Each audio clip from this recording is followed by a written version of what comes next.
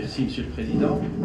Merci aussi pour cette invitation qui m'a offert cette opportunité de rencontrer des amis, mais aussi de parler d'une question que je considère très importante. Oui, la décentralisation. On pourrait dire que le 14 janvier 2011 est en quelque sorte une conséquence de l'échec de l'organisation du territoire tunisien, si on veut dire. Quand on veut parler du cadre juridique, bien entendu, il fallait préciser que ce cadre juridique est diversifié. Donc, il y a plusieurs sources qui gèrent la matière. Il y a d'abord la Constitution, les lois, les règlements. Ces textes sont supposés respecter la règle, disons, le respect de la hiérarchie des normes, donc sous forme d'une pyramide. Alors, on a la Constitution, on a les lois, on a les règlements, mais je pense qu'aujourd'hui, notre pyramide est en état d'ivresse. Elle n'est pas bien organisée, parce que il faut préciser que c'est vrai que la Constitution du 27 janvier 2014 a en quelque sorte rénové la conception de l'organisation du territoire tunisien et nous a donné un nouveau concept, disons, de la décentralisation. L'ancien texte n'évoquait, si vous voulez, la question locale ou la décentralisation que dans un article ou deux, c'est surtout l'article 71.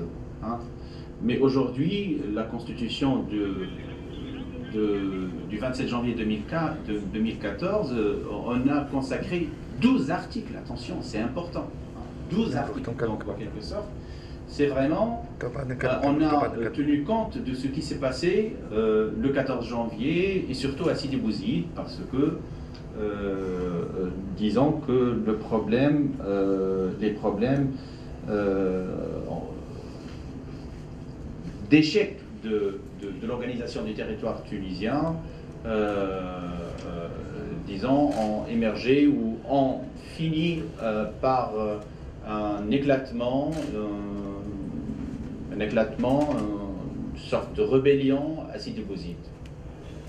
Puis par la suite, bien entendu, on connaît bien la suite. Alors, il faut dire que l'organisation du territoire, si elle est bien gérée, il y a trois sortes, disons, d'organisation du territoire. Il y a la forme fédérale. Là, Sihat tout à l'heure a parlé de l'Inde et tout ça, mais ça n'a rien à voir avec la décentralisation. Attention, la comparaison n'est pas une bonne comparaison. Je vais l'expliquer par la suite, parce que la notion fédérale est tout à fait un autre concept qui n'a rien à voir, qui n'a aucun lien de parenté avec la décentralisation. Parce que quand on parle de l'Inde, quand on parle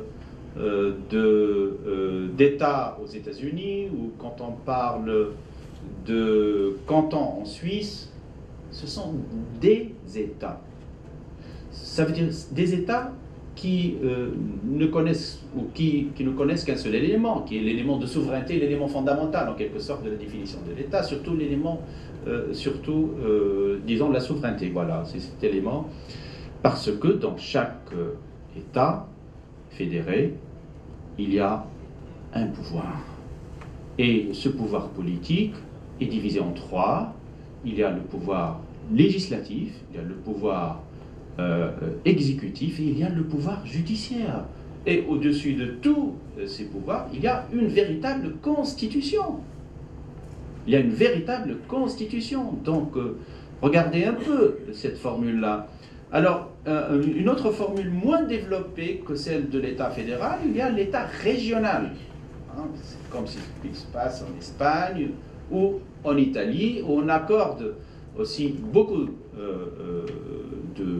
pouvoir, disons, à des régions qui se trouvent dans une phase qui n'est ni dans le cas de l'État fédéral, ni aussi dans le cas de l'État unitaire. Alors, dans le cas unitaire, de l'État unitaire, c'est le cas de la France, c'est le cas de la Tunisie, on parle de la décentralisation. Et là, je dois m'arrêter pour définir certains concepts, disons, parce que dans l'État unitaire aussi, on distingue entre l'administration centrale, l'administration déconcentrée et l'administration décentralisée. Le transfert de pouvoir se trouve dans l'administration déconcentrée, parce que l'administration centrale, bien entendu, tout est connu, tout est centralisé dans cette administration, c'est la capitale, disons, et l'administration déconcentrée, ce sont des services extérieurs où il y a un transfert, bien entendu, sous forme toujours, c'est la délégation, hein, mais qui reste, les services extérieurs restent attachés, donc reste soumis au contrôle surtout hiérarchique de l'administration centrale. Ce n'est pas le cas de la décentralisation. La décentralisation, il y a plus qu'un transfert de compétences, il y a plus. D'abord, l'élément fondamental pour définir une administration décentralisée, c'est la personnalité morale. Voilà le premier élément fondamental qui pourrait distinguer une administration décentralisée à une administration déconcentrée. C'est que pour le second cas, donc on reste toujours dépendant de l'administration centrale, mais dans le cadre de l'administration décentralisée, il y a la personnalité morale. Et puis, il y a cette autonomie financière. Il y a cette autonomie financière. Et dans le cadre juridique, cette administration est soumise au contrôle, pas hiérarchique, mais au contrôle de tutelle. Contrôle de tutelle. Mais on reste donc, si vous voulez, dans toujours ce concept de l'État unitaire. Hein. On reste toujours dans le cadre de l'État unitaire. Alors, ce qui m'a interpellé en lisant la Constitution du 27 janvier 2014, il nous a mis un titre vraiment formidable, séduisant. Hein. Ils ont dit clairement qu'il s'agit là d'un pouvoir local.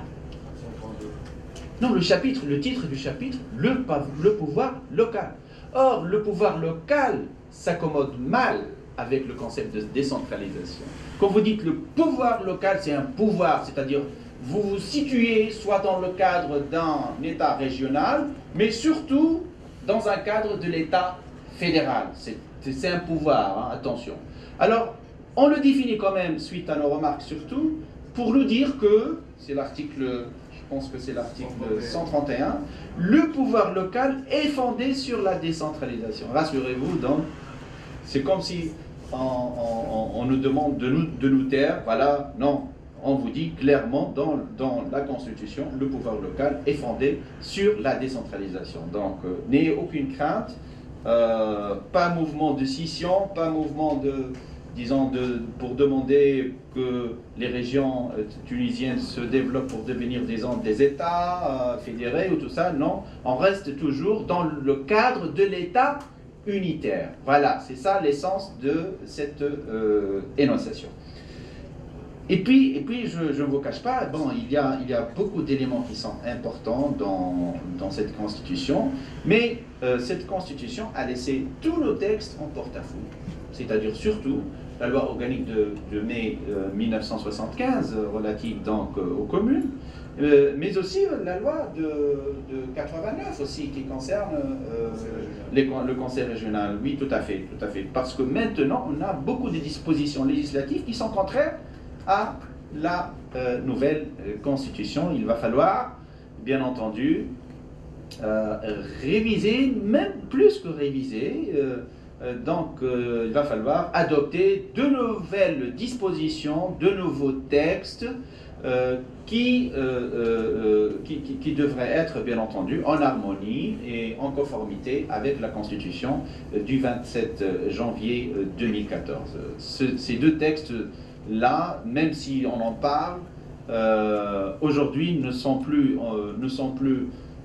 donc des textes qui vont dans le sens de la Constitution. Donc la première des tâches, hein, de nouvelle assemblée, de la future assemblée parlementaire, c'est d'adopter, et c'est une urgence, tout le monde, par exemple, les acteurs politiques, parlent, ils disent, non, il faut organiser des élections municipales, des élections régionales et tout ça. Bon, c'est bien, mais on n'a pas les textes qui sont en conformité avec le texte constitutionnel. Donc, la première tâche à faire, et j'espère que les partis politiques qui participent aux futures élections font des promesses qui seront tenues, je l'espère, à ce que les premiers textes qui seraient adoptés sont, bien entendu, les textes qui concernent effectivement la décentralisation. Parce que ce qui est bien dans cette constitution,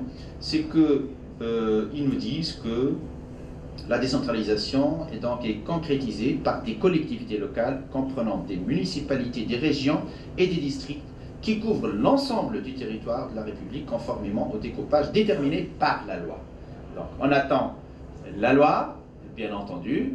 La loi de 1975 n'est plus adaptée pour donc appliquer ces dispositions, mais aussi, s'agissant des régions aussi, c'est la même chose. Et bon, l'article 132 qui nous dit que ces collectivités jouissent de la personnalité juridique et de l'autonomie financière et administrative. Elles gèrent les affaires locales conformément au principe de la libre administration. Donc c'est plus qu'un transfert. La libre administration. D'abord, le premier élément fondamental, c'est que les décideurs à l'échelle régionale doivent bénéficier de la légitimité. Ce qui est bien. Mais il va falloir trouver un bon texte de représentation. Un bon texte qui permet de gérer les affaires de la région ou de la mairie dans de très bonnes conditions. Voilà, c'est un élément fondamental et je suppose, j'espère bien que les futurs députés seront des députés de qualité, disons. J'espère que les partis politiques choisiront des candidats qui sont de qualité et qui pourraient, en quelque sorte, s'attarder sur cette question, bien entendu, cruciale, qui est la question donc, de la décentralisation. Voilà. Mais le grand problème, ce sont les ressources. Et là, je vous donne juste un article qui pourrait être populiste ou une disposition qui pourrait avoir, disons, de bonnes répercussions par la suite. Elle est symbolique en quelque sorte. Et apparemment, bon, la loi n'est pas encore établie, mais on dit que certains partis politiques disent que le siège de cette haute assemblée serait à Sidi Bouzid. Serait donc installé à Sidi Bouzid. Alors, cette assemblée examine les questions relatives au développement et à l'équilibre entre les régions et donne son avis sur les projets de loi relatifs à la planification, au budget et aux finances locales. Bon, on attend la loi, parce que c'est la loi qui devrait nous donner des dispositions beaucoup plus précises sur la composition, sur aussi les compétences, mais qui sont des compétences qui doivent être donc en conformité avec la Constitution. Bon, en deux mots, finalement, la décentralisation bouge en Tunisie, il y a une dynamique, il y a des pistes de réflexion pour réformer donc l'organisation en quelque sorte du territoire tunisien dans le sens d'abord de se rapprocher du citoyen, mais aussi de permettre aux citoyens de participer, parce qu'il y a des démocraties participatives, et dans cette constitution, il y a même un article qui exige donc de ces collectivités locales de faire appel donc à cette démocratie participative. Donc, on a vécu en quelque sorte une dynamique, où on est en train de vivre en quelque sorte une dynamique en ce qui concerne la division horizontale du pouvoir, c'est-à-dire le pouvoir du président de la République, le pouvoir législatif, le pouvoir judiciaire aussi. Il y a une dynamique, il y a il y a une volonté pour modifier, disons, le champ du pouvoir organisé à l'échelle horizontale maintenant. Donc il est temps de consacrer notre temps à cette division verticale du pouvoir. On attend beaucoup de la classe politique pour nous produire effectivement de nouvelles lois qui seraient en mesure de répondre aux exigences, aux attentes des citoyens dans leur localité, dans leur place, et bien entendu de bénéficier de services et de promouvoir leur cité, de promouvoir leur ville. Ce sont les attentes de tous les Tunisiens. Et une vraie démocratie, c'est celle qui réussit à faire une bonne division du pouvoir, que ce soit à l'échelle horizontale, mais surtout et surtout à l'échelle verticale. Je vous remercie.